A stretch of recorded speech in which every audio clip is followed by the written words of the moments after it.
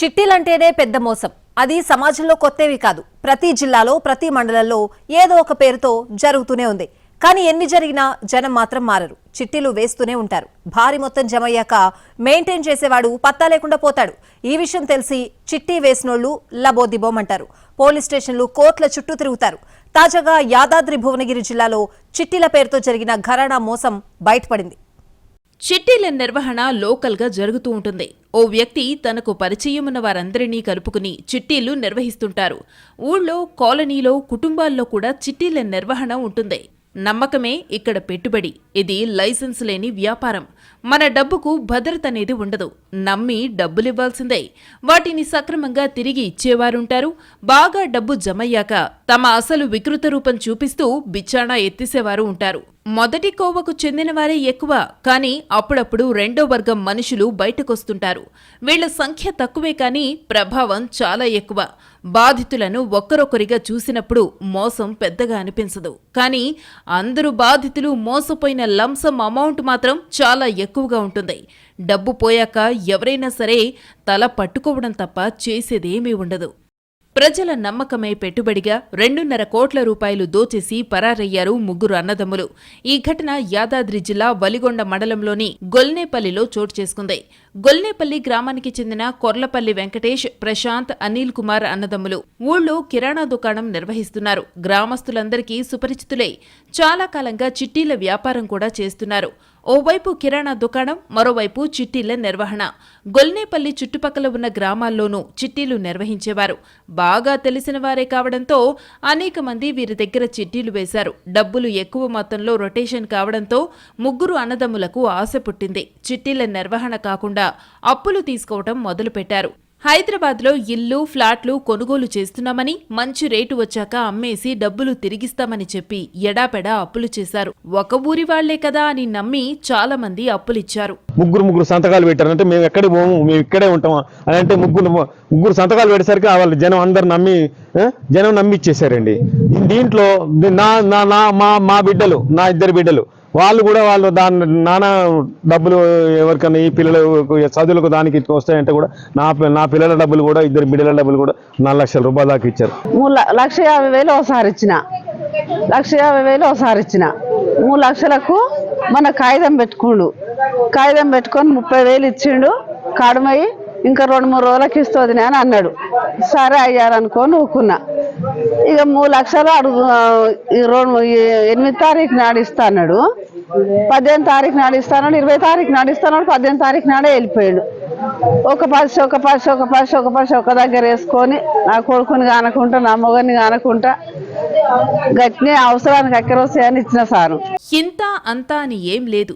ఎంత దొరికితే అంత అన్నట్టుగా అనేక మంది దగ్గర అప్పులు తీసుకున్నారు కోర్లపల్లి బ్రదర్స్.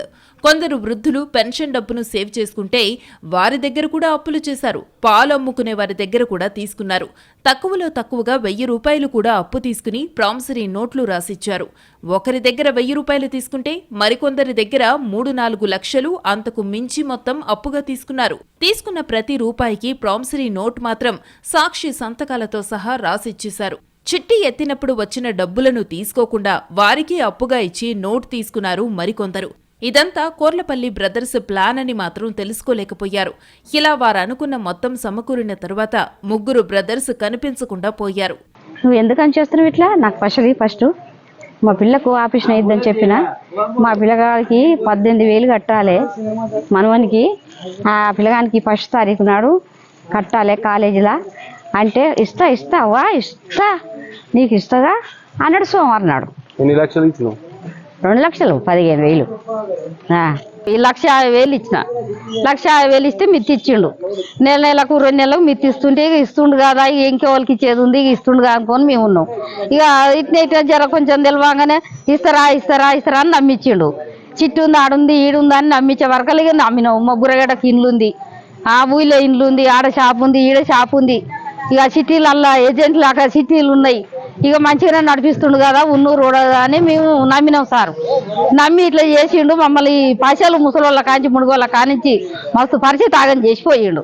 ఒకేసారి వెంకటేష్, ప్రశాంత్, అనిల్ కుమార్లు కనిపించకుండా పోయినా గ్రామంలో పెద్దగా అలజడి రేగలేదు.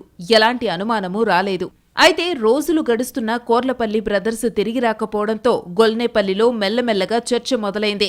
తాము నిండా మునిగామని బాధితులు తెలుసుకోవడానికి కొంత టైం పట్టింది. ఎట్టకేలకు మోసం గురించి తెలుసుకున్న బాధితులు పోలీసులను ఆశ్రయించారు.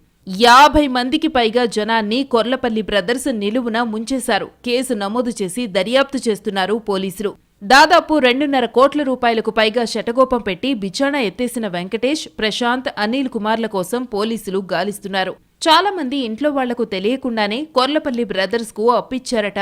సొంతూరి వారిని నమ్మితే ఇలా ఎగనామం పెట్టారని బాధితులు భోరుమంటున్నారు. నా దగ్గర డబ్బులు తీసుకుండు, ఇయ్యమని అడిగితే ఇస్తా అని ఇయ్యలేదు. ఇంటికి పోయి చూస్తే లేడు. నేను బాధపడుతున్నా సారు, నాకు కొడుకులు లేరు, నాకు ఒక్కతే బిడ్డ, నా మన్మరాలు పెళ్లి చేస్తా అని నేను దాపెట్టా. నన్ను దోక చేసిపోయింది సారు. గొల్నేపల్లి గ్రామంలో గతంలోనూ ఇలాంటి ఘటన జరిగింది. కొన్నేళ్ల క్రితం గొల్నేపల్లికి చెందిన ఓ వ్యక్తి పెద్ద మొత్తంలో డబ్బు ఎగ్గొట్టి వెళ్లిపోగా తాజాగా కొర్లపల్లి బ్రదర్స్ అనేక మందిని ముంచేశారు. వెంకటేష్, ప్రశాంత్, అనిల్ కుమార్లను పట్టుకుని తమ డబ్బు తమకిప్పించాలని పోలీసులను కోరుతున్నారు బాధితులు. చిట్టీల వ్యాపారం చాలా చెడ్డది. తేడా వస్తే అందరూ మునిగిపోతారు. ఈ వ్యాపారంలో డబ్బులు తీసుకుని ఎగ్గొట్టేవారే ఎక్కువగా ఉంటారు. ఇప్పటికే 100 మంది మోసపోయారు. కొందరు కామ్గా ఉంటే చాలా మంది రోడ్డెక్కారు. కానీ ఏం లాభం? డబ్బులు ఎగ్గొట్టిన వారిని పోలీసులు పట్టుకున్నా ఏం జరుగుతుంది? బాధితులకు పోలీసులు న్యాయం చేయగలరా? వారు కోల్పోయిన డబ్బును తిరిగి ఇప్పించగలరా? ఇవేవి సాధ్యం కాకపోవచ్చు. మ్యాటర్ అల్టిమేట్ గా కోర్టుకు వెళ్తుంది. ఆ తర్వాత ఏం జరుగుతుందో అందరికీ తెలుసు.